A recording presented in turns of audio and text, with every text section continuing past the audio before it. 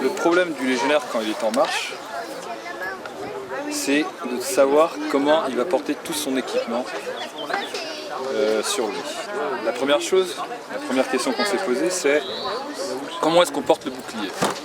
On ne savait pas si on portait le bouclier comme ça pendant les marches, si on le portait attaché avec une sangle au travers de la poitrine, on ne le savait pas.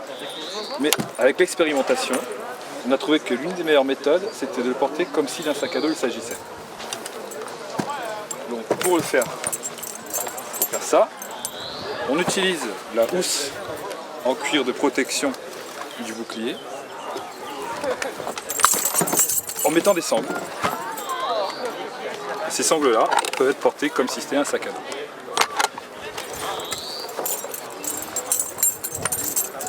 Voilà pour le bouclier. Alors, qu'est-ce qu'il y a dans un pactage? La première chose pour porter le pactage, c'est une fourca. Les lances.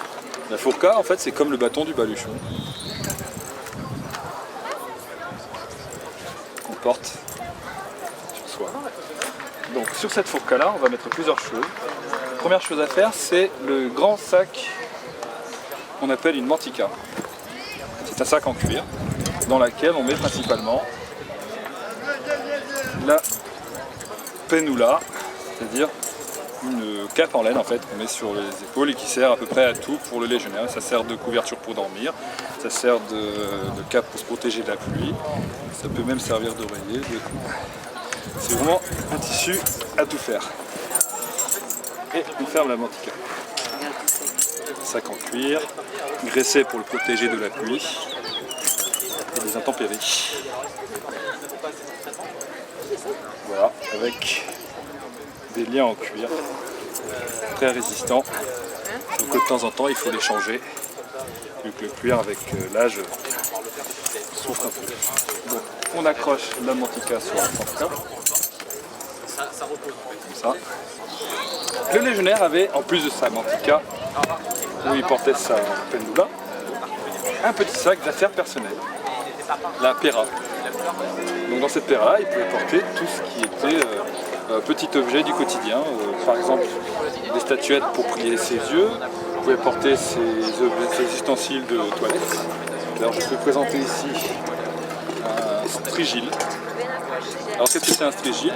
C'est un ustensile d'hygiène, on raclait la peau, enfin, on mettait de l'huile d'abord, et l'huile va attacher la poussière, et après on racle. Vous pouvez avoir aussi des ustensiles pour manger, la fourchette de l'époque, pour planter la viande, et la cuillère bien sûr. A votre avis, qu'est-ce qu'on mettait dedans? Pas de la potion magique bien sûr, mais non. La gourde qu'on a retrouvée dans les fouilles avait des résidus de sel de bain. Parce que le légionnaire était quelqu'un qui était très préoccupé avec son hygiène personnelle. Et il faut juste se rappeler que les Romains, c'est juste eux qui ont inventé les termes avant nous. Et ça, on a retrouvé avec donc des sels de bain, mais aussi avec des huiles pour se laver. Donc on ne mettait pas d'eau là-dedans, uniquement des liquides précieux qui servaient pour se parfumer, pour se laver, pour l'hygiène.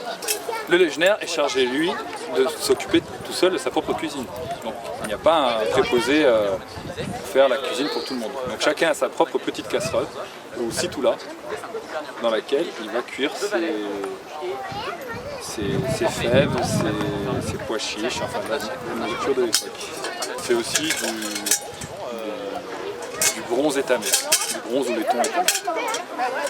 Étamé parce qu'au bout de plusieurs personnes qui sont tombées malades à cause du cuivre, ils ont vu que si on étamait, c'était peut-être un petit peu mieux pour la digestion. La casserole à tout faire, du pater, dans laquelle on peut boire, dans laquelle on peut manger, l'étamé aussi, bien décoré. Alors vous avez vu là, ça fait beaucoup de bruit.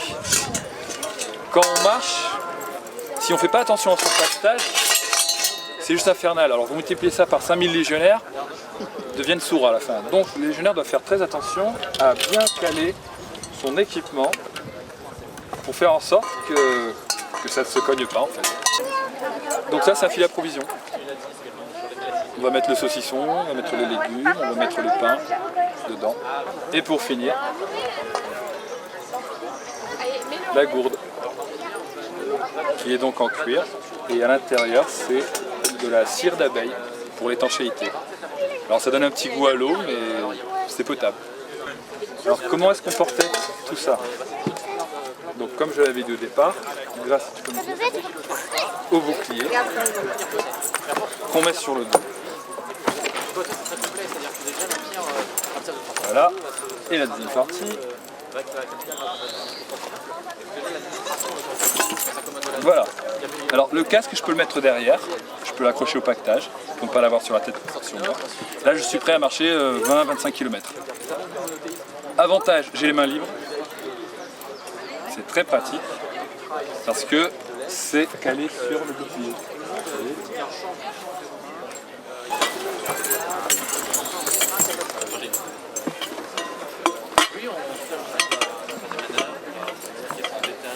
Voilà. Bah, c'est cool.